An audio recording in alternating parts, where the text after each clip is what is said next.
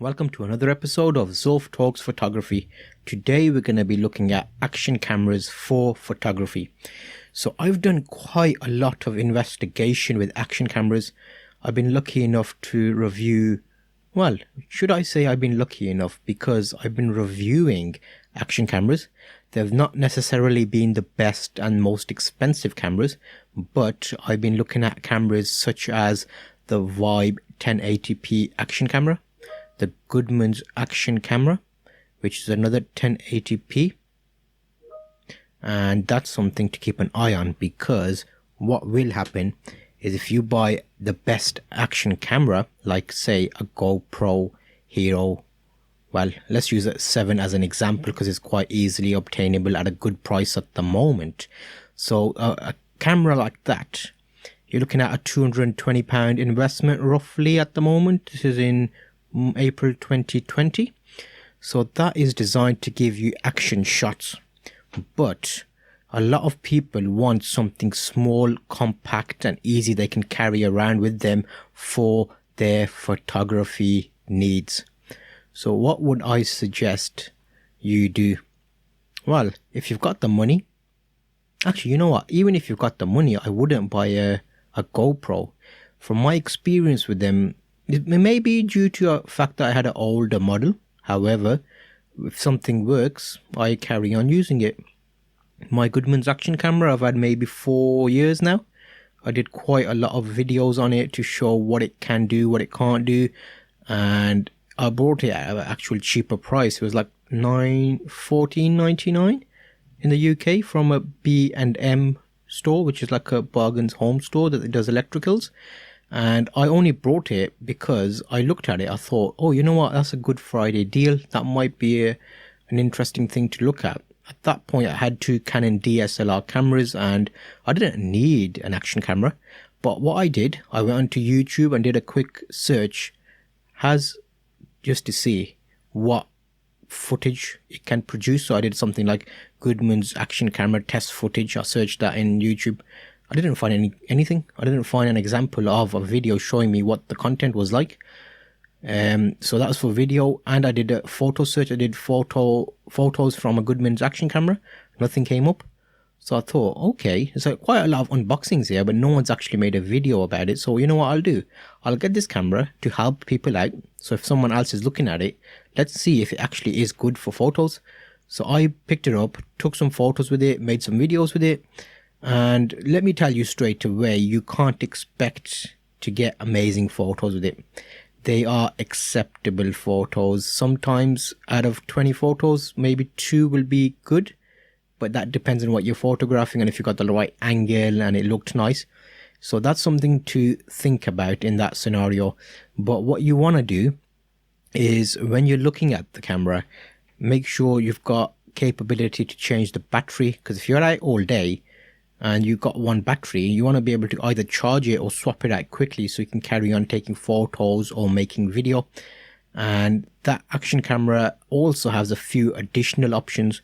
So if you're picking up a cheap action camera, you want to be interested in the megapixels, kind of. Okay, it takes 1080p video, so it's going to be a photo comparable to a mobile phone from like 10 years ago. So it's not going to be excellent. So you can't compare it to your mobile phone or a DSLR camera, especially in low light. However, some of the GoPros get decent photos with color saturation. But I'm not going to get too technical with this. If you're new to photography and you're just looking at options to pick up a nice cheap action camera to play about with, say on a family holiday or going away and doing some photos, then in that scenario, it's going to be excellent. We took it on a beach holiday and we got photos that we wouldn't otherwise have got.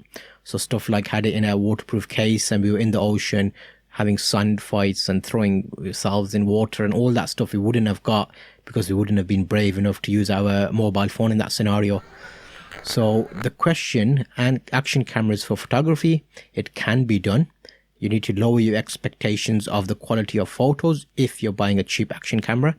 I even brought a more expensive 4K cross-tour action camera. And even then I wasn't really impressed with the jump in price and jump in quality.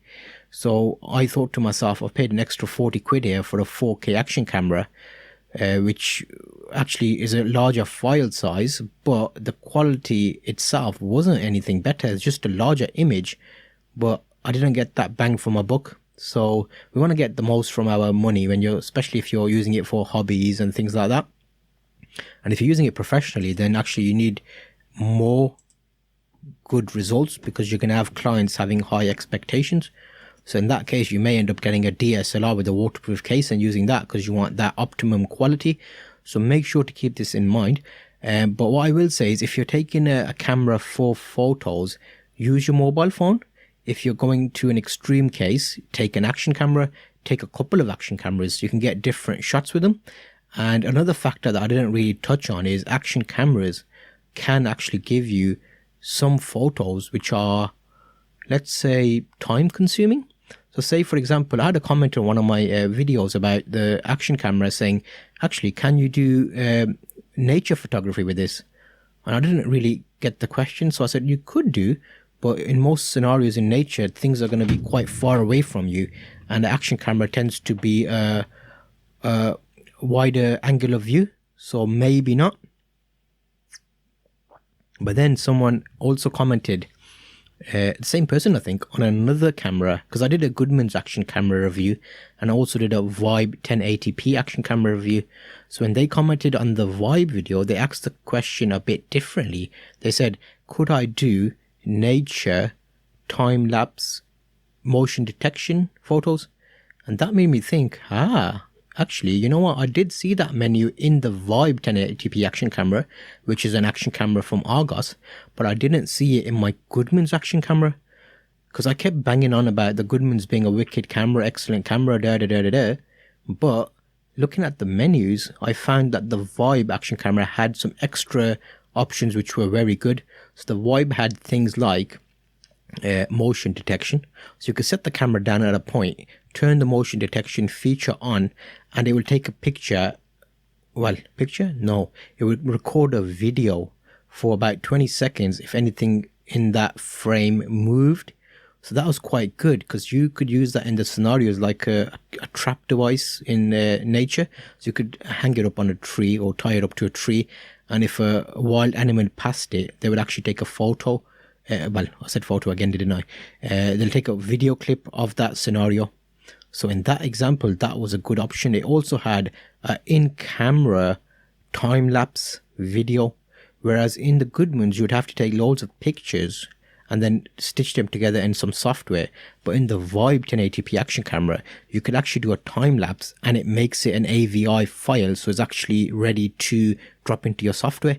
So it's an actual video file as opposed to loads of pictures that you have to edit. So it's a newer camera, same price. However, the Vibe had issues with audio. It wasn't great for that. But we're talking more about photography.